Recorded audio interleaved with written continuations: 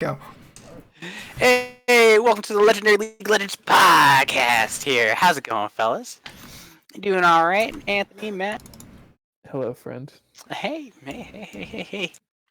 I'm All right, how you just enjoying sad they the had to week? cancel the TSM game.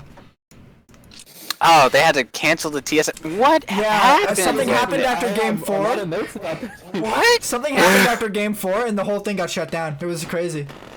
And the whole thing just got straight shut down. Because I heard the thing that happened after Game 4 was TSM holding a fat L. I would remember that. I'm pretty sure the stream got cut out. Like, I was watching on ESPN, so I was just getting commercials for the last hour. Oh, like there was all of a sudden a TV ad and then the game was over? Was that what happened? Don't you remember? I have the receipts because you said that you predicted the TSM win in Game 5, and then Dion said it's Hang on, wait. I said no such thing. I simply said that Dion was a false prophet, and that I would never make prophecies 10 minutes before the prophecy needed to come true.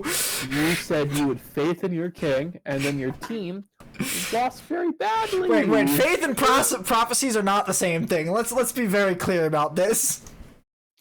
You are the false prophet. Dion is the true prophet. This is what we've come to now. Okay, well, before we talk about the games for this weekend, did either of you go and take a gander at what it was like watching on ESPN? Because people were real unhappy about what it was like to watch on ESPN. What was it like to watch on ESPN? Didn't know. Just a lot of ads? Yeah, that was the main complaint, is that there were ads. Like, there was an ad in the middle of Champ Select, and then there was an ad in the middle of the analyst desk, on top of all the other ads. And I think they weren't putting ads during the breaks. I actually didn't watch during any of the breaks on ESPN, but I don't know. That's funny. The other thing is, it was like boxed.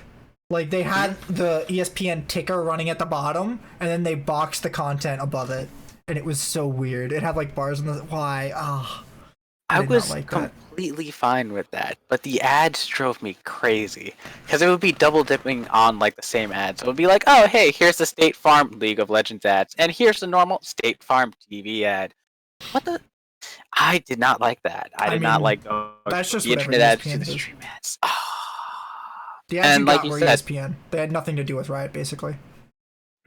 And also, the TV ad in the middle of Champ Select was not nice. It was not a good one. That one seems like the worst. Like, it was. Who cares? You miss half of Champ Select. They stopped right before Ban Phase 2. You don't need to see Champ Select. You'll see what champs are in the game when you're in the game, bro. But then you don't get to go see what the coaches are thinking in all the game. The mind games that are happening. Because you see what the fucking champions in the game are. If you go know what the beans are. If you go by community sentiment, all the coaches are thinking garbage. They aren't thinking anything. It's just Is anyone ever thinking anything? Reaper, until Reaper does the wrong thing, and then it's not Reaper. Yeah. I feel like the coaches are whatever the fuck the community wants to gun for. If they don't see any reason for the players to be playing this badly or the team to be working together this badly. Yeah, the coaches are normally the default at hold the blame for anything that goes wrong during the game. So let's say if like over a particular series of like 4 or 5 games, like the team's not either cooperating properly, if the champ select looks wonky, like the coaches are going to be the ones that are going to be blamed most of the time. Even if, let's say, a player was like, oh, hey, I really think that Karma Jungle will win us this game. I really think that Karma Jungle will win us this game. I'm just throwing that out there. I don't know why I thought of Karma Jungle. Anyhow, moving on. Oh, because Karma top with Huni. Touche. So, but again, they'll take the L for that one, and especially after like seeing the Team Liquid fiasco from the split, where nobody really knows, like, is it double lift? Is it the coaching staff? Like, what's really going on here? Even though, well, the thing is blaming that coaching stack it's kind of a different argument than you're not doing picks and bans right, or you're not orchestrating this team's like how they want to organize their gameplay right. Like, that's a systematic coaching problem. This team is not cooperating fundamentally, and you need to fix that before you can get them to work together in the game. that's where like that feels like a rather correct like blaming of the coaches there, because you can't blame the players for everyone not getting along entirely like that. The coach is supposed to like facilitate their cooperation. But like I said, that's the most recent fiasco where it's like blatantly apparent that like there's a problem with the coaching staff or with like the team, and you can't really discern clearly like which one's mostly to blame, right? That's all I'm saying. Oh, speaking of coaching staff, Reaper won coach of the split. What's our thoughts on that? No shit, he did. Yeah. Yeah, he did. He's gonna get that shocking and a travesty if he hadn't won. Yeah. Oh my god. It would be so weird if all of a sudden the all-pro team didn't have their coach as the best coach of the split. Who's gonna be up there? All of a sudden you see Curry, FlyQuest coach, up there. What? No one's that. Would I do that? Yes. Would any thinking person do that? No. So he admits he doesn't think. Yes. There is only a void in the space between my ears. Alright. So along with that, they announced that Sven, Blabber, Niski, Someday, and Jizuke are the top 5 candidates for the 2020 LCS Spring Split MVP. What do we think the chances are that Someday or Jizuke are actually anywhere close to the other 3? Pretty low. No. Nah, that's not gonna happen. I want to know what the difference is between the players just below Someday and Jizuke. Probably pretty big. No. I'm thinking the gap in between the C9 players and those two is huge, and then below Someday and Jizuke, it's like close. I bet you Bjergsen might be right there. Actually, I don't even know. Just lost this team in series. No. I don't know. You're just mad because you're not going to finals, Anthony. So you want to have some solace of Bjergsen being high in the MVP list. Yeah. TL's not in playoffs. I don't know why I would be sad. What? TL's not in playoffs. Why would I be sad? Because neither is your team. I remember that. Don't worry. Alright, so. What else we got to talk about? Do you want to just get right into it? Get up in there, dude. Spent a lot of fucking time at the start of this shit waiting for Haymon's webcam, so... Alright, so let's talk about the C9 versus EG series kind of quick, because it was kind of quick. Pretty quick. Yeah. Was anyone kind of at all surprised by the outcomes here? I was a little surprised by the resistance they put up at the end. Only the champ selects. Only the champ selects. Only the champ selects were surprising. That's it. Jizuke, game 1, picking Yasuo. Did not see that one coming. Didn't they have Gragas? They did have the Yasuo Gragas combo. Still didn't see it coming. Wouldn't have thought about it happening in North America. How did you not see that happening? That happened this split. That happened last split. Last split. It's a known pick. I saw that. C9 used to do it all the time. C9 used to do it constantly. Trying to find. Yeah, but I actually haven't seen. I never thought of Jizuke having a Yasuo. That's it. And in game 1, it didn't look like he had a Yasuo. So. No, I saw them running down this pick band, and I'm just like, if they pick Yasuo Gragas, I'm a flip. And they picked Yasuo Gragas. Then they lost. I think I was making food, so no. Nah, he flipped the patty instead. That's what happened. Anthony doesn't know how to make anything that's not pasta or iced tea. Consists exclusively on gluten and sugar. Got it. He flipped the noodle. That's it. I make burgers. I make bacon. I make pizza. I make fucking calzones. I need to get a pizza. Okay. We need pasta, to know. You make iced tea. I will agree. Pasta is a very major part of my diet. Is it frozen pizza or real pizza? That's the real. I'll make real pizza sometimes. Who gives a shit? Let's talk about League of Legends. You're right. Okay. I know. So let's talk about the game that EG won. That's game 3. They popped out my beloved Poppy. Oh. This Poppy pick for Kumo looked like exactly what they needed to make this to beat Cloud9. Like, I think this is how they were gonna do it if they could have kept going. I watched Licorice run over Kumo for basically that entire series, and he was doing it in Game 4. I disagree, but the Poppy was still critical to their winning. Yeah, I was very surprised they clutched that one out. I'm not. Banging Suzuki were popping off. Svenskeren was looking mad. This game was what... I want more of this game. It was a 27-minute victory from Evil Geniuses, and that fucking looked amazing. Blabber just looked totally lost on this combo.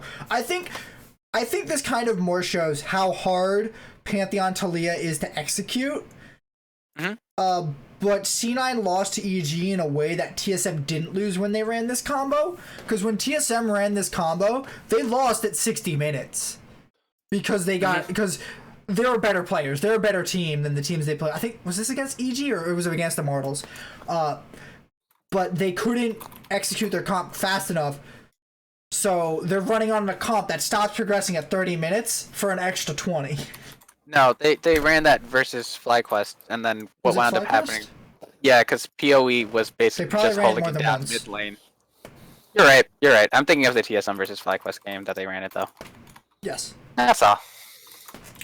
But yeah, they normally let it go to late game, and that's not what you're supposed to do with this comp at all. No. And Blabber getting stuffed this hard on Pantheon really kind of put them back. Mm-hmm. It's very much an early game pick.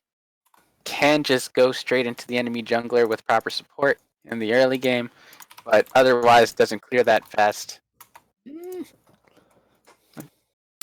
still needs a little bit to get I feel like it's quite lethal, but like you said, that its wave clear seriously hampers its strength.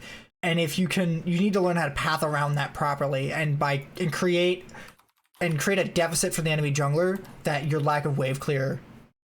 You need to create a deficit that makes up for your lack of wave clear. That, or you need to make sure that your team's aware, hey, I'm not going to be able to pull off these ganks. You can just wait for level 6 and just get off that first Pantheon ulti. But it feels very weird to do that on Pantheon. You really want to put your team in a lead. You really want to stay relevant for as long as possible. I feel like this is a blue side heavy strat. I feel like it's actually less effective on a red side just because of the angles that you can attack lanes from blue side. They just feel better to me. I wouldn't be able to tell if I'm being very honest about that. Because it feels a lot easier from blue side as Pantheon to just walk up bot lane and press R on their tower and kill 2 people than it is to do that from red side. Okay. All right. I can buy that. But I don't know why I totally think that. It might be because of how Tribush is positioned, that it's a much easier escape route, and you don't have to run through their red buff if you're getting chased from their mid laner coming over. But okay, I have a very weird theory about Blabber. What? Take a minute, gents. Turn your brains off for a second and just listen. All right. So Blabber coming into the split was susceptibly going to be the weakness for C9 every single time. That's what everyone thought. Everyone wondered whether Sven was going to perform. Everyone was like, no, Blabber's not going to perform. And he came into the split, and the way that he played was so much better. But most of the time, it would be because enemy teams would be targeting him around objectives like you normally do for junglers. And most of the time, it would be because he'd be the only one who they could target. Because Sven's doing his job, Vulcan's doing his job, everyone else on C9's positioning properly. And so Blabber's been able to get away with making plays, only to save himself in some of those moments. And it looks amazing each time it happens. But I think that's what he's been doing. I agree. I think Blabber's skill is being propped up by Niski and Licorice being some of the best laners in the league at the moment. and Sven too. Like he has all three of the best laners basically. They're on the all pro team, so the jungler's gonna look really good there. I mean, yes, but I've been looking at his plays during the split, and it does not look like something that I would expect from like Blabber previously. I would not have expected him to do this. Really? For example, there was one time in an EG game, where he predicted that Svenskeren would go on him while he was Gragas, and so instead of tossing his barrel away from him, he tossed it straight onto himself in order to knock Svenskeren up straight after a Jarvan ulti. That's not something that I would have expected Blabber to do, right? And there's been multiple instances in which he's had this thought process before, and it's the only explanation that I can think of is that he's been using this kind of predictive play. That's the only conceivable thing that I've been coming up with. Given he's a pro jungler still, and he has a very high skill cap, but this is not something that I would have expected from him. Right? I don't think I fully understand what you're trying to get at here. I also have no idea what you're talking about. Like, are you trying to say that he reads his opponents better than the other junglers in the league? I'm saying that he has a better read because of how good. Let's say it this way. Normally, right, if you're in a team fight and you're skirmishing for an objective, you'd be able to find some sort of maybe on the enemy top laner, maybe on the enemy bot laner, but most of the time you want to get the enemy jungler, right? C9 plays so well that you can't get that in on the enemy top laner, or the enemy bot laner, or the enemy mid laner when you're skirmishing for an objective. So most of the time, teams will go, oh, the jungler's here, we're just going to go for Blabber. He's still close, he has to make a play. We take out the playmaker, we get the objective, and the jungler's gone. And it seems like Blabber has been using that to his advantage, because since most of the time the C9 top laner, mid laner, bot laner can't be heavily targeted or are playing so well that you can't just get them. So during any time during these objective skirmishes, most of the time teams go for Blabber or overcommit onto Blabber, and he can just do an easy read. Okay, hang on. And get away with it. Every team goes for the jungler. I know. Every time they go for the jungler. The jungler plays initiate, the jungler plays a squishy champion, and they always try to kill the jungler. I don't really think that that's anything special about Blabber. I think that's just how you play League of Legends. I know, but I think it's especially the case for Blabber because C9's so good that you can't. Let's say, how do I explain this better? Ah, well, that was my brain off moment, but I have this working theory on it, and hopefully I'm gonna try to see it during like another C9 game and try to point it out. But that's been my working theory for why Blabber's been this good this split. I just think he's propped up. I think all of his lanes are the best in the league, and he gets to do whatever he wants. Okay. Matt, would you concur? Yes. Yeah. Well, that's okay. Well, let's get out of the rabbit hole now. What do you guys think about the TSM versus FlyQuest series? Can't believe FlyQuest are so bad. My God, I can't believe that they were so bad that they managed to go 3-2 over TSM. I did not expect to see this play. Oh my God. Turtle flashed forward 3 times in that series. Between game 1 and game 2, I was so happy.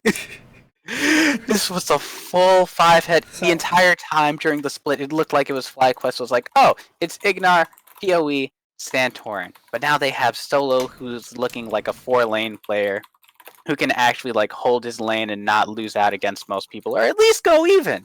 All right, his team fighting, I think, is good. It's not as great as like some of the other top laners. It's still good. It still makes it. But the biggest part is that Santorin can now go top lane, and he can go and get an early snowball. And Solo will actually make use of that lead. And Wild Turtle's been doing great. I feel like we have to mention that this is the second time that TSM have had a salty runback series, where their first game they went 20 for 20, same picks and bans, for game 1 and game 2. So it's been biting them.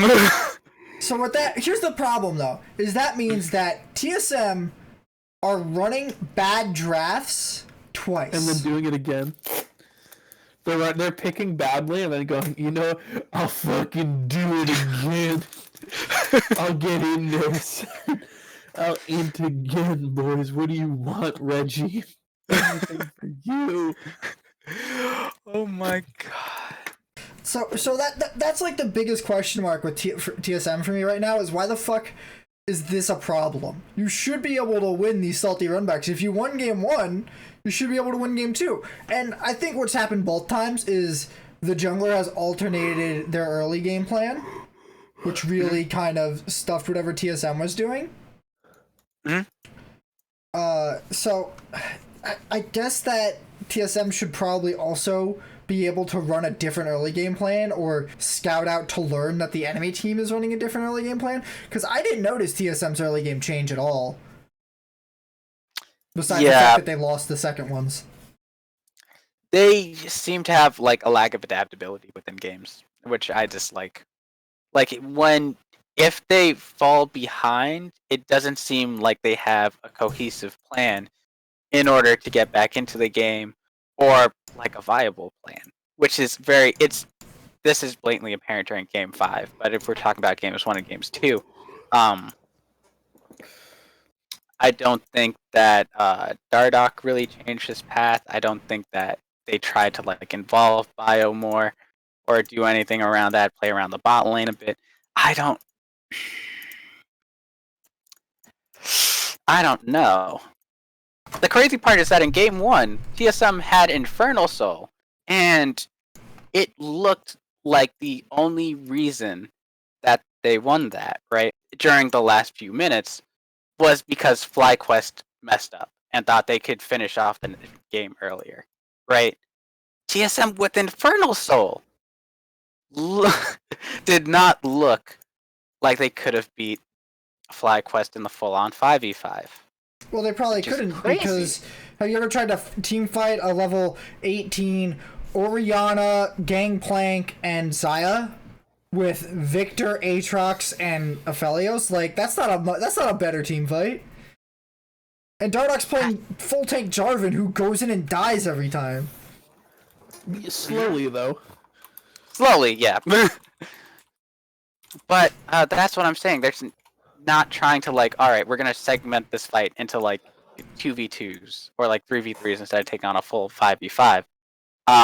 They don't have that thought process. They're going like, oh, we're the better team fighting team, and we're gonna do this because we have the better players, and that just has been working. Not when the enemy team has a better draft. Not when Ignar's been looking crazy on the Rakan. Not when Turtles seems like he showed up for this series on that Xayah. He really did. So, people are kind of blaming two other things for this series. That's Dardoch playing like garbage, which I'll agree he played poorly, and playing Aphelios Nautilus 4 goddamn times and losing 3 of them. And one of them is the salty runback, so like... Salty runback OP, boys. Yeah, you gotta change it. And we know that Kabe has his eye. Well, right. I don't think it was ever available to run Xayah Rakan for TSM. The only time, actually, yeah, the one time when they won in game 4 is when they got Xayah Rakan. They're still undefeated on it, by the way. But because they won in game 4, that means that they got red-sided on game 2. Or game 5, sorry. And they had to ban Rakan. So they can't play it. They could have left up Rakan and split it. But Ignar was looking crazy on Rakan. I don't think he needed Xayah to be playing that crazy. No. I was playing nuts on Recon that series. He was like actually out there. The amount of times that Ignar lived with like 150 HP made me want to fucking peel my walls off. Oh my god. And most of all, FlyQuest looked like they had some really good strategies coming into this game. That was throughout the entire series. Did you see Game 4? No, not Game 4. I'm wrong. I was gonna Don't say. take me else. So did you see Game 3, where they let Turtle go down 30 CS, so Ignar and Santorin could camp in a bush top lane behind an Irelia for like a good couple minutes. Oh my god. To get that gank off. It looked like he knew they were there, and then he didn't. He knew, and then he saw Solo walk away, and he was like, "There's no way without the top laner." No, that doesn't. He didn't know they were there. There's no fucking way you know they're there at all. Because they could still kill him. They can still force the kill. They just were trying to wait for him to be in a better position so they don't have to blow 3 flashes for it. Mm-hmm. But like, my god. Why? Why? And even then, a couple minutes later, Turtle's back to being only 10 CS down, which isn't bad. Especially when you've been farming by yourself for like a good few minutes of the game, right? That's crazy that happened in Game 3. And Bjergsen, and I don't think they had a terrible draft coming into like Game 3. Like I could have seen like the way that the Irelia and the Zillion were supposed to work, but it just didn't. So I think the only reason they lost games 2 and 3 is because PoE got fed early every time. Yes. I think that's the only reason. I think PoE is hard carrying this team a lot, and well, I shouldn't say it's the only reason. It's the major reason why they lost these games.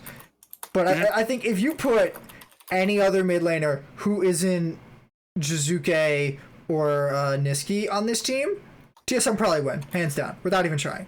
I think that's an easy 3-0, 100%, and I think PoE is the major deciding factor. I think PoE might actually deserve MVP over anyone else because of how much he carries the team he's on and how much, like, look at how heavily he carried CLG from 10th place to like 4th or 3rd or something in summer. It was crazy the amount of improvement he brought to that team. That is true, but I also think that they wouldn't have been able to get that second spot. Actually, third spot at the end of the split without like Ignar being there. I don't think Ignar's bad. I think Ignar's crazy good, or at least he's a mad genius, is what I want to say. That's fair. Yeah, but Ignar was playing really, really well. Yes, but he was living on such small margins, and if your mid laner is 10% worse, those small margins might just mean you lose the next fight that's about to happen because our support just blew ult and has 100 HP. That's fair. But that's the Misfits duo. They've been playing together. They were the team that took out SKT in 2017. No.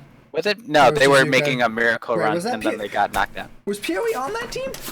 PoE, Maxlore, Ignar, I believe Alfari was there too, and for the life of me, I can't remember the AD carry.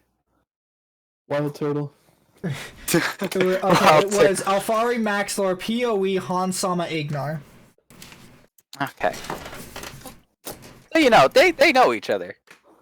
I mean, I feel like you overstate how much teammates know each other just because they played with each other for a while. I mean, yes, but Ignar also went on to bring Shaka 4 fourth within EU, which is something that I'm also... Right. He has been like your go-to import support for if you want to buff a team a bit. I'm not going to take away from Ignar for that. Hang on, does Ignar have residency in EU? I don't. No, he's Korea. No, he is from Korea. I know he's Korean, I just didn't know if he had residency in EU. So what I think is also a major problem with TSM is the way they play around topside. Fucking game. Try what? Fuck it. What? They can't like the way they try to play around topside. I think Broken Blade's Aatrox is pretty good, and he played it. Like he played it for 3 games, but it's not good enough. No. Like, Solo was able to handle it. He didn't style on Solo with it. But then they put him on Aurelia. And while he got early kills, when someone gets early kills, that means that they need to be able to make the next big play. And that's part of the reason why I'm like, oh god, what was it, game 2? Or was it last series I'm thinking of, where Dardoch... Yeah, I think it was last series, where Dardoch is on Olaf. He has like 4 kills or 5 kills early. And I'm like, oh, Olaf has all the money. The game's over. What do you mean by the game's over? When your jungler has all of your gold and you're kind of even, the game's over. What do you think about that? Yeah. Like, have you ever tried to push on with your jungler who has your gold and the game's dead even? Like, it's a standstill. There's no reason. The game's fucked. You have no leverage point at all. All of your carries are actually behind. Yep. I just wanted that clarified. Oh, it's so sad watching that happen. I think that's a systematic problem with jungle, not a problem with TSM. It was just a bad happenstance that in that game. I think there's this. Wait. I don't know. I don't know because. Okay, why do you think that's TSM's problem? So can you say again what you think the problem is? I'm talking about when Olaf had a lead, and then he couldn't push it. I just think there's always a problem with TSM junglers. Did you want in the circle jerk? I've been in it, bro. Even Dardoch looks like the best TSM jungler they've had so far. Like hands down compared to some of the other ones. You know, like Amazing and Santorin. That season 5 hurt me deeply. My favorite thing people say about TSM junglers is that it's where their careers go to die, and I'm just standing here staring at Santorin and Svenskeren and Amazing performing better than TSM junglers are currently, and I'm just like, how did it die? Well, no, I don't think you should be happy about your junglers doing shit on your team and then doing really well after they I'm not saying that's not a problem. I'm just saying that the way that they're positioning this argument is like, if you're a jungler and you go to TSM, you're basically dooming yourself. And I'm just like, on what planet? Most of the junglers who leave go on to do better. It doesn't make any sense. So either TSM has a problem with how they utilize their junglers, or their junglers get motivated after they leave somehow.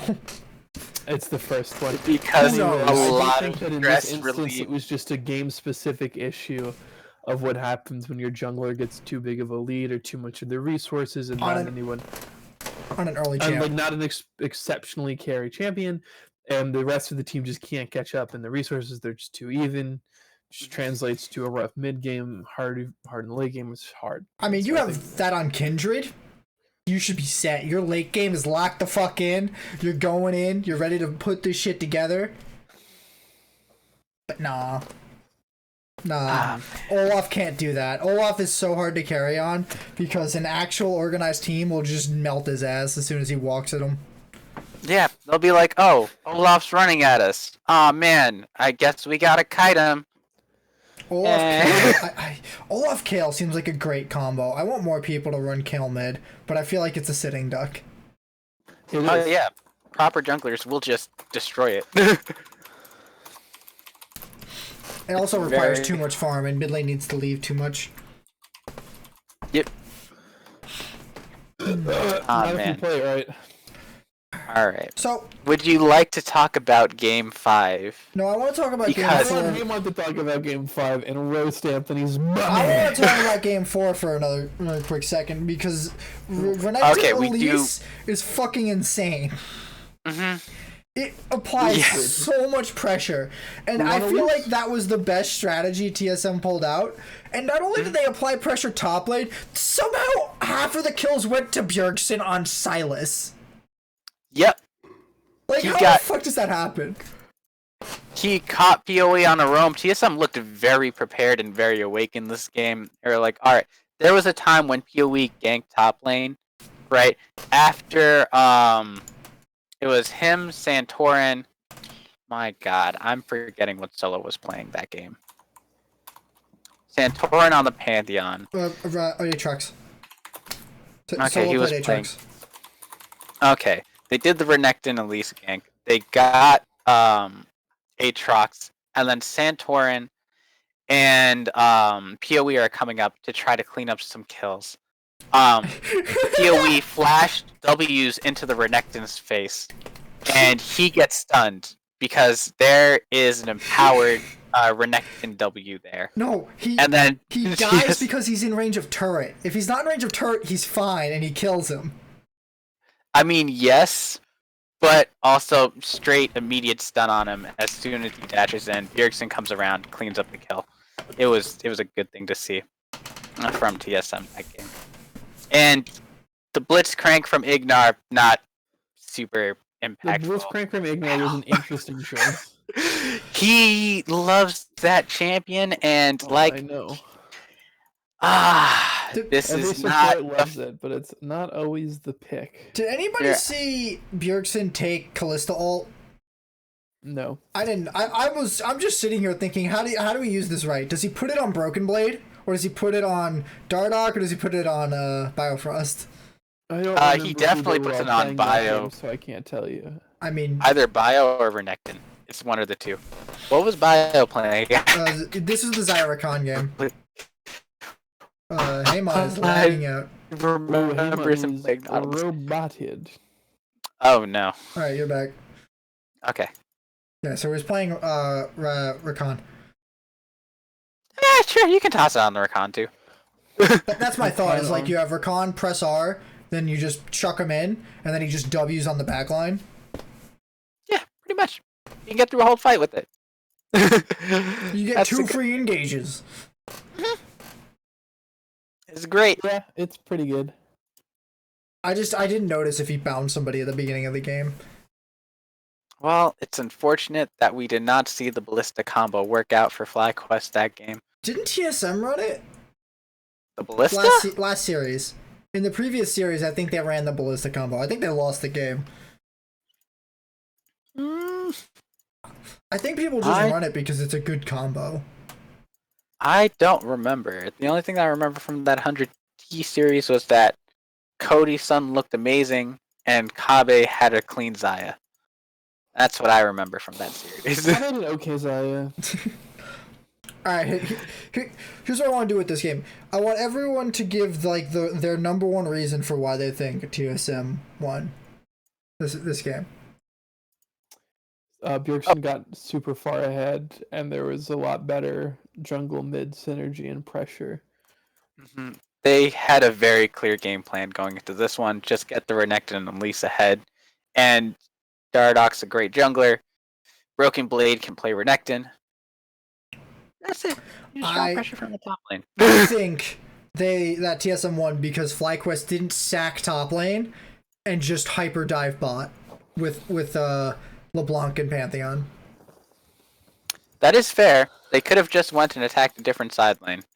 But Solo is one of those 4 lane players more so than anything else. I imagine that he was... What? What lane player? 4 lane player.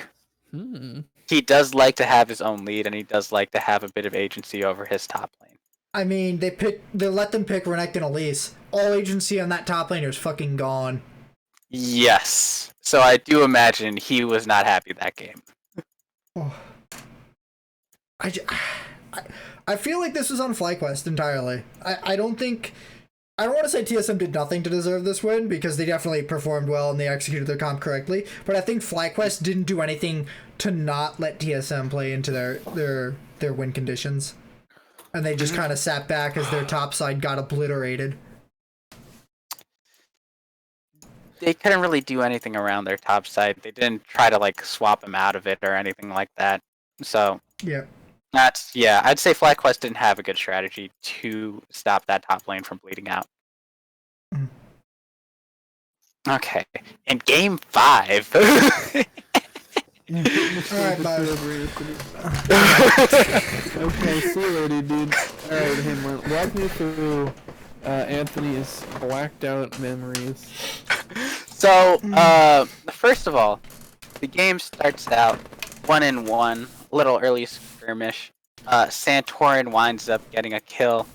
I forget who gets a kill on TSM's lane, but what's more important is that TSM, in the heat of a moment, decides, you know what, Bjergsen, Dardoch, we're mid lane, we're walking straight there, we're just gonna walk straight bottom lane, not do any of the preliminary steps that you would do for this type of early game dive, and just 4-man dive the bot lane turret. Just go straight 4-man dive the bot lane turret. And that 1-1 scoreline, hey Matt, that 1-1 scoreline, guess what it changes to? What? 5-3. All of TSM's 4 people die while diving that turret. All 4 members.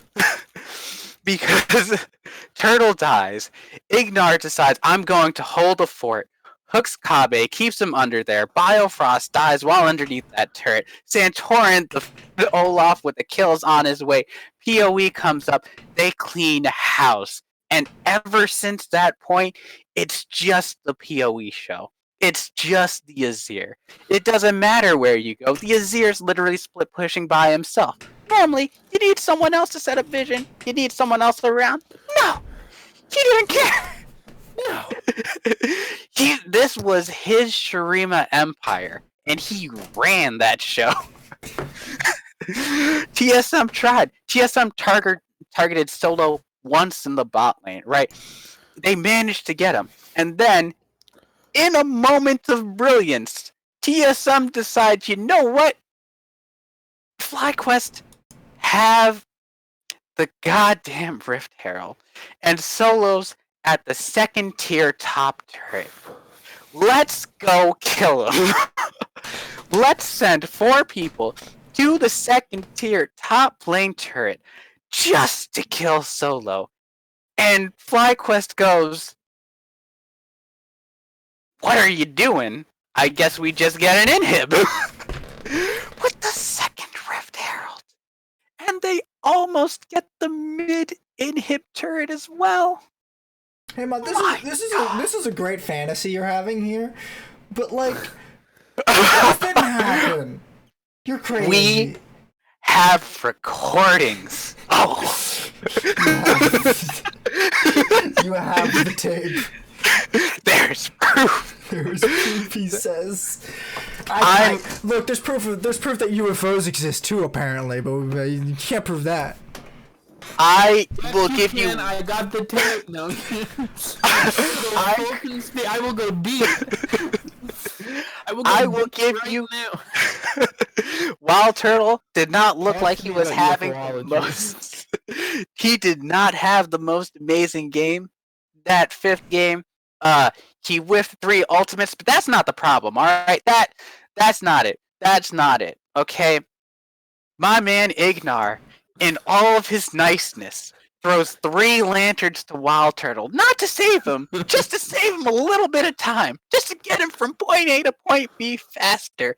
And Turtle decides, nah, I got my own boots, and walks away from 2 of them. The dyssynergy in the bot lane could not be expressed more. That's why he died in that first TSM dive. Alright, even PoE had the decency to Shurima shuffle over to a Thresh Lantern. Turtle couldn't. Straight disappointment. He was stepping up the entire series too. So Anthony, why do you think that this is a fantasy world? Oh, because TSM would never lose a series to Wild Turtle. That's just blasphemy. Oh, I see. It's denial. Great. Anyway, keep going then, Hamar. That's everything I got on this game. It was impressive. This was the game where they botched the... Was this the game where they fucking hard botched the dive bot? Yes, this was the game where they hard botched the dive bot. Is this the one where, like, Turtle ended up, like, 0-5 something, but, like, his team won? Or was that an earlier one? That was probably an earlier one. Turtle didn't have like a signature. He was like. Oh, I'm thinking of the Syndra game. Anyway. Yeah, that's from a different series, my dog. Oh, dude, Anthony, they fucked up a dive in that game, but that's okay. They're being TSM. They like shit the bed. But the last game that dive bot, I think, was a pretty important moment for the momentum and resources of the game. And I think FlyQuest just choked him out. I mean, it was really convincing, right? Like it didn't even feel close at a point. It was just like, okay, like TSM is 4-man diving top lane to get 1 kill and 1 tower, while they're losing a tower mid, losing an inhibitor tower bot, and I think maybe the inhibitor, but I also don't remember. I think they were just chucking shit across the map. They were like, we're gonna send everybody to kill set. And like our resources and map pressure just be damned, I guess. Like we're just going in. And then I will entertain your fantasy and explain the strategy behind that movement. The only way that I know there was a strategy behind it. I'm not saying it was a bad strategy. I'm saying it was a badly executed strategy. No. That's how you have to do that kind of stuff. Is you have to find how you got to lose. No, you have to find the advantage you can while you're losing things that you would have lost anyways. We know the strategy. The thing is that they really accelerated that, right? They might not have lost the No, they would have lost. Okay, if you're behind if you botch an early play and now you're behind, and their bot laner and their mid laner are ahead, the only person you can kill is their top laner, because the bot and mid are going to push 2 different turrets in and rotate over to each other, and you can't stop them, and you'll lose either one of those turrets no matter what you do. So the option is to lose one of them, one of the turrets they're pushing, and then go kill someone. Probably the top laner who isn't fed. That's the play. I mean, yes, but they killed him and they didn't get anything off of it. They didn't even get the tier 2 top turret off of it, right? They couldn't threaten a push because they had to immediately go back and save their base, right? I mean, that's what I'm upset over. It's a desperation move. It's not. They were very far behind. You're right. There was a time in the game where they were doing the dragon dance, and it looked like they were doing it properly, right? It looked like TSM was doing it properly, and then PoE went, oh, I see Dardox in range for a Shurima shuffle. I'm just gonna go kill him real quick, and then we're gonna come back and secure the soul. That happened during that game. Actually, it wasn't the soul. It's soul point. They just got the 3rd Drake off of that one. But that's how fed PoE was. You couldn't take an objective from them if you wanted to. You could just not. That botched early game dive pretty much set the pace of the entire rest of the game. It was very bad. They didn't... I would remember it if it was as bad as you were describing. I'm just saying.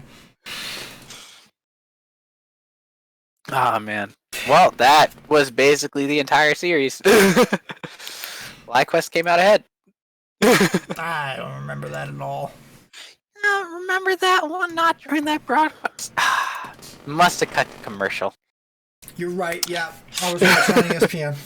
Too many commercials, can't focus. Had to go buy some fucking OxyClean. Okay. I really gotta make that giant jug of Pepto. I gotta do it. I gotta do it for next split. I gotta do it. Someone remind me after the quarantine's over. Is it so that you can stomach that series, or so that you can get it out of your system? No, it's for a meme. I'm gonna make a fake jug of Pepto. All right. Well, there goes the joke. It might be easier to just. I don't even get milk jugs anymore. I buy milk in like boxed cartons. What, are you a fucking a kindergartner? Like, what are you talking about? No, we buy big boxes of like pasteurized milk. Are you in kindergarten? We get irradiated milk, Matt. Our milk is fucking nuclear. That can't be good for you. That's just how they No, dude, you're drinking the shit in Fallout that's gonna like actually like heal you a little but gives you hella rads. I'm ready to grow that 3rd arm. That way I can finally have more than 8 fingers. What? Hey, you never said it would have a hand on the end of it. You just said it'd be an arm. Got to drink more of that irradiated. Try for the fourth. Get that one. I'm the wonder. All right. Ah, man. So shall we say goodbye to FlyQuest as they failed to beat TSM in this series? No, we're gonna say goodbye to Team Solo Mid because they got clapped out 3-2 in one of the most convincing series I've ever seen in my life. That's a lie. But I was gonna say we've watched C9 play 2 series so far. I know we're gonna. Yeah. I'm not gonna let Anthony keep this joke going. Not even shame for him trying to salvage whatever mental health is left in these foreign times. I'm just gonna break the facts and say, TSM, you're out of here. Goodbye. I don't know what you need to do. Play better, I guess. Don't worry, TSM. You were put into the dirt. Hey, Mom, what do you think TSM need to do to fix themselves for next split? Beat FlyQuest. Oh, this is... They really need someone to address their late game problems, because those have been a major hole during the split, and their execution sometimes during... Like, they have the early game plan, and they have, like, a good team, but they just can't figure out what to do in the late game, or how their comp works in the late game. And I dislike that a lot. I think their major problem is some breakdown between where the players actually are on playing a comp and where the coaching staff thinks they are. And I think it's a little bit on the coaching staff's perspective in pick and ban. Only a little bit. I don't think that's been too big of an issue. I think TSM spent a lot of this split trying new shit and it not working out. I think if TSM tried to play as bog standard to their best comp as they possibly could every single game, then they probably would be second. But they didn't, and they ended up fifth. I think trying new shit is the difference between those 3 placements. Or 4, depending on how you want to look at it. I mean, yes, but right, the Zillion pick was kind of expected. It was he's a good Zillion player. Historically, he is a good Zillion player. I'm not taking that away from him, but like, I'll fight you right now. It was the defend the king. Defend the king. Right, it's how they beat C9 during the split. Right, but it looked like FlyQuest was like, all right, we have the plan here. They came up with a cohesive plan during like the drafting phase that, all right, the major threat on this team is Irelia. We're going to go, and no matter what, we're going to put this team behind. They executed on it. They kept on following up with picks, right? Even in the games where they were behind, they were like, all right, you know what? We're going to sack bot lane, and we're going to send Ignar everywhere else to just keep getting picks in game 1. Right? We're gonna get him away from Wild Turtle. He's just going to be the team support instead. I don't see TSM making decisions like that, going like, all right, we're behind and we're going to do this play to get ahead. We're going to send Biofrost top lane to try to get ahead. We're going to camp mid for like a good 3 minutes, try to get Bjergsen in the lead.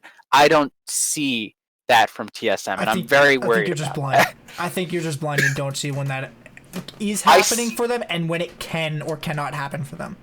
I see them get the early game lead. I see them have a great execution on the early game, and most of the time they're mid game. But then in the late game, they just don't seem to have. They can't figure out how to get back into it.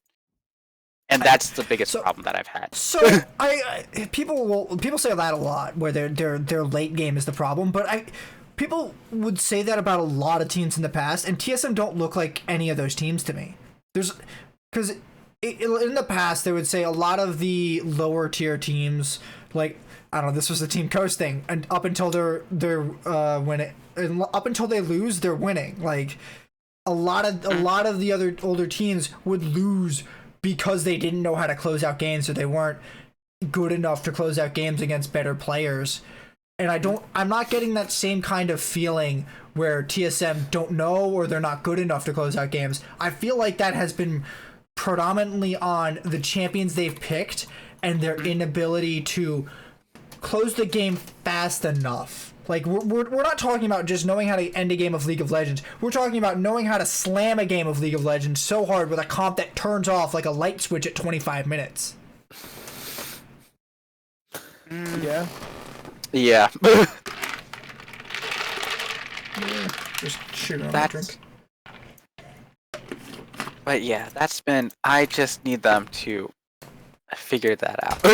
I need them to understand what their comps are. I think that's the main key is the understanding of their compositions, because I don't think improving their late game will make them better than the 3 teams above them. I think between them, FlyQuest and 100 Thieves is pretty fucking close. They went to 3 games, or sorry, 5 games. So yeah. It's hard to really make that judgment where FlyQuest are 1,000 miles better than TSM. They lost 2 of those games. TSM can beat them on stage. Well, on stage. Yes, but they didn't. Game 4 was very convincing. It looked like, even though TSM had the advantage for most of the game in Game 1, it did not look like further into the game that they were pressuring FlyQuest. It looked like FlyQuest was winning. During like the last 5-10 minutes of that game. We talked enough about this weekend. Let's talk about next weekend with our picks coming up. All right. So a little preface. The way that we did our picks was we picked the first round, and then we picked we decided a winner, and then on our second round pick for the Cloud9 game, we picked whatever our winner was against Cloud9. Yeah. So Hema, you are tripping. FlyQuest over Evil Geniuses. Yes. Why? What's your thoughts? During the series FlyQuest versus Evil Genius versus EG, it was really close, right? It seemed like FlyQuest had a handle on some games, and then they just were confused by Jizuke. I remember the Malzahar game where he went on basically a run straight through the FlyQuest base, and FlyQuest just didn't know what to do. It wasn't that FlyQuest didn't have a lead. They were just like, how are we going to deal with this Malzahar in our base? And they had to invest so much time into actually taking him down that EG was able to gain back a footing and eventually win that game, right? And then once again, Jizuke foils them again in that game. He just keeps on buying time for them, and FlyQuest don't know what to do during that. It's so weird. I felt so weird watching that series and going, oh, FlyQuest should win this game, but they're not going to now because Jizuke has bought time twice during this Malzahar game in order for them to win it. And I was so entertained, actually. Actually entertained that there was this much shenanigans going on in a league game, but also very sad that FlyQuest couldn't handle this when they had a very good lead and it looked like they could have been the better team. But it's just they let it slip away. I don't think that if they come back in the series that they're going to let that happen again. I don't think they can't let just have these random moments where he's side laning and then you have to dedicate so much time to taking him out. Right? They just can't do that. I think they're smart enough. I think they can adapt. I think they have good team fighting. I think they can figure out a way to beat this team. And I don't think that Kumo's going to smash Solo in lane. That's another key thing. I think Solo will be able to hold out his top lane. He's done it before in that series. He looked even better in the TSM series. And they just have to figure it out. There's one thing that I will say that if EG does, they might just be able to slam 2 games very quickly. And it's very apparent that FlyQuest doesn't know what to do when the top lane falls behind. It was a problem with Viper earlier during the split. It turned in the TSM series, they didn't know what to do when Solo was behind against that Renekton release. So EG probably win it if they can target Solo and just explicitly put him behind so that now FlyQuest has another major problem to worry about, and maybe PoE can't carry as hard or has to figure out what he's going to do during the mid game. Okay. and how to deal with Jizuke. Okay, so we've seen this matchup before, and I think the only real argument as to why FlyQuest has a chance is because they're playing solo now, and Solo's got more time with the team. I think that is the only response to that question. Everything else is probably the same. And I feel like that might make the difference. And to be honest, it might make me say that it might be a 3-2 for EG. But EG beat them through solo. I don't think it's going to make or break the entire series. If they, like I said, if they just camp solo and he falls behind, then I think FlyQuest has too many problems on their plate. They can't deal with Jizuke and the bot lane of Bang and Zeyzal at the same time that they're also trying to deal with solo being behind. If solo manages to go even, and if FlyQuest can come up with a plan to perfectly execute on EG, they'll be fine. But there's still always that Jizuke factor, which is very frustrating. I don't like it. You don't like that Jizuke can just run you down? I don't like that Jizuke can run around the FlyQuest base for like a good 2 minutes, and FlyQuest is going, who's going to deal with this problem? We have a lead in this game. I don't like that. Let me tell you, if Malzahar is in your base, you don't have a lead. He had to run fast. He split push. What he did, he drew 3 people over to the box. We're not here to talk about EG versus FlyQuest past matches. We're here to talk about their current matches. So Matt, why do you think EG is going to win this one? I think EG looks extremely impressive, and certainly FlyQuest does as well. However, I just think that in the head-to-heads, EG is still a little bit stronger.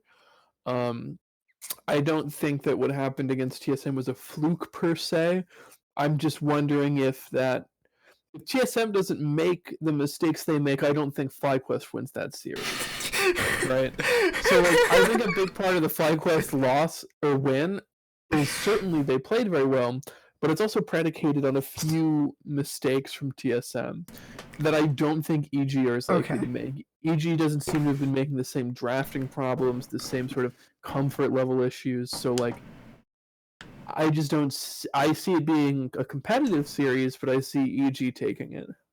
I thought you had a John Madden moment at the beginning there, but you cleaned it up. What did I say? You said FlyQuest won because TSM made mistakes, and I'm just like, that's kind of John Madden as fuck right there. I'm also right. Yes. Well, that's the thing, is John Madden's also always right. He just the famous line is, if this team doesn't put points on the board, I don't see how they're gonna win. I mean, that's just true, my guy. I can't say it's not. You win games by having more points in some games.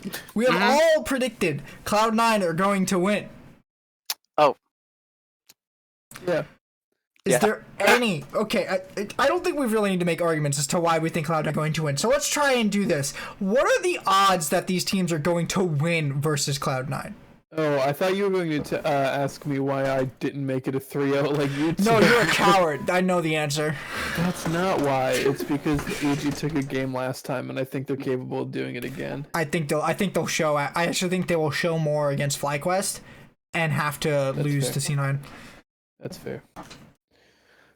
I think it's pretty low chance that so assuming FlyQuest wins against EG, which I don't think they will, extremely low chance I think of beating Cloud9. EG I think has a slightly higher chance of beating Cloud9, but I don't think it's especially high. Okay. I kind of want to talk about what's going to make this series competitive if it does come to it. Because I don't... Serious? The C9 versus either FlyQuest or EG, like what things might make the game competitive? Because right now, as it is, it just doesn't look like they're going to be a very competitive series, regardless either one's there. Hey, Mom, what's your number? Put a percentage to it. What do you think that FlyQuest can beat Cloud9?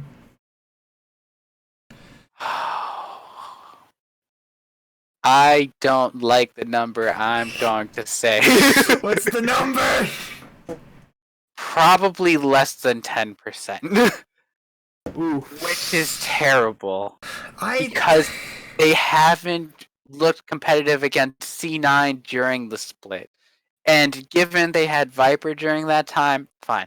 They had Viper during that time. That's the reason why I'm giving them less than 10% and not like 2. They have Solo now. I don't think Solo can actually match Licorice in the head-to-head. And that's the biggest thing. Right?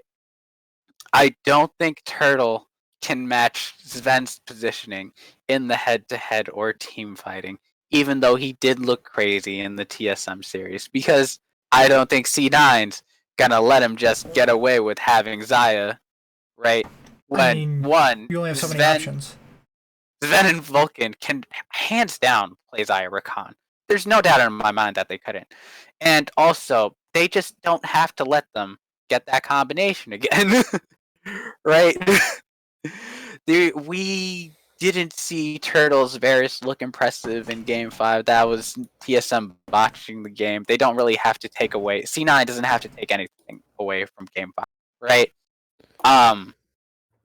The only way that FlyQuest can manage to do this is if they have like a cohesive effort to track and put behind Blabber. That's the biggest thing. That is what I think will give FlyQuest a competitive chance. If you can take Blabber out of the equation and you have to have Nizzy catering to him during the entire game, you put behind both the jungle and the mid lane because Nizzy will drop what he's doing for the better of the team. So, I think EG have like a 15% chance at winning this series. 15. Okay, I was gonna be like 50 is very high. Like, a coin flip. You know what? I can't honestly say. I will say 35% chance at winning this series because a 20% increase. Wait, no. Because here's my logic. Because a 25% chance at winning the series means that they win one game. So if they've won one game before, I think saying they have a 35% chance to win the whole series is fair. I also think you're overrating that number. I didn't say that. I just said that was a big increase very quickly. I had a thought and I changed my logic. Okay, well let's hear your logic. I just explained my logic as to why I said that. Okay, I want to hear a little bit more about it. Okay, so they did take one game off of C9, and because they took one game off of C9, 1 in 4 chance, right? You're taking that 25. You're being like, okay, well, now I'm going to give them a 35% chance to win the series. Yeah, and I'm saying win the series overall. I'm not saying that they have a 35% win rate against C9. I'm saying their chance at getting the series is 35%. Because I also said 3-0, and I think that's what's going to happen. Because it's hard for me to really make this prediction. I could say 0, they have no chance, and I'd probably be right. But if I add that logic to it, where if they win one game, they have a 25% chance at winning winning this series, just statistically. Mm-hmm. Okay. So wait, that's not the match I wanted to look at. I wanted to look at the last time these two teams faced off. I think the key here is to keep C9 off of Zoe. I think that's a key for both teams. Is to keep C9 off of Zoe because Nizzy is crazy at Zoe, and he will keep showing you that if you let him take it. Okay. And I watched some C9 thing, and they said something like they didn't practice Zoe for multiple weeks because they're like, someone's gonna ban it, we're not gonna get it, we don't need to practice that, and they don't ban it and they have to play it, and that's so funny. Nizzy smacks kids, and it's just like, what'd you expect, man? So I think that's definitely at least step 1, and then step 2 is learning how to control Blabber's agency with his top and mid lane, because that has been a key fixture for how C9 has gotten in leads, is playing around those two duos, and breaking up those synergies will kind of set TSM C9 back, and I think that's part of how TSM won, and I think that's how C9 has lost their other game, when Blabber got set back a little bit. But I feel like that might be more of a symptom than the reason for their loss. Mm-hmm. All right, Matt. What do you think?